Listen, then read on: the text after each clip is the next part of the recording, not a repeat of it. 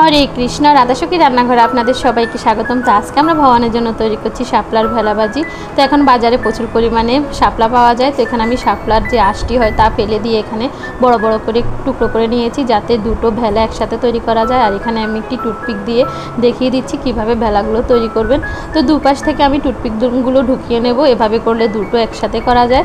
আর যেখানে অসমান যে অংশগুলো, ওগুলো আমি এখন কেচি দিয়ে কেটে নেব।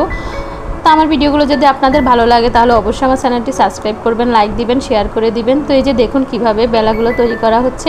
তো এবার আমি একটু সামান্য জলে 1 চামচের মতো লবণ দিয়ে লবণটা গুলে এখানে বেলাগুলো ভিজিয়ে রাখবো, যাতে লবণটা ভেলার মধ্যে খুব ভালোভাবে ঢুকে। এবার আমি এখানে নিয়েছি আতপ চালের গুঁড়ো, দিয়ে দেবো পরিমাণ মতো হলুদ, লবণ আর একটু শুকনো মরিচের গুঁড়ো দিয়ে আমি বাটারটা তৈরি করব। বেশি একটা ঘনও না পাতলাও না, আপনারা দেখলে হয়তো বা বুঝবেন।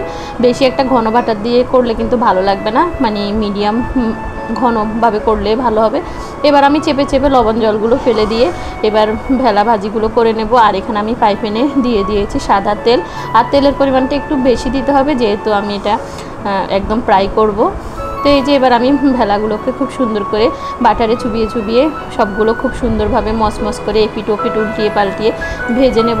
তো এটি এত সুস্বাদু যে এরকম একটি আইটেম হলে গরম অন্নের সাথে আর কিছুই লাগবে না। এটা দিয়ে এক থালা অন্ন নিমিশেই শেষ হয়ে যাবে।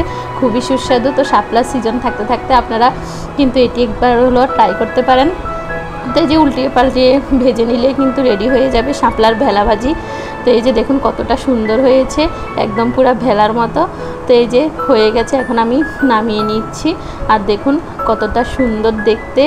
এখন আমি এটি ভগবানকে গরম অন্নের সাথে অফার করব আর সবাই মিলে আস্বাদন করব পরম সুস্বাদু কৃষ্ণপ্রসাদ। হরে কৃষ্ণ। ধন্যবাদ।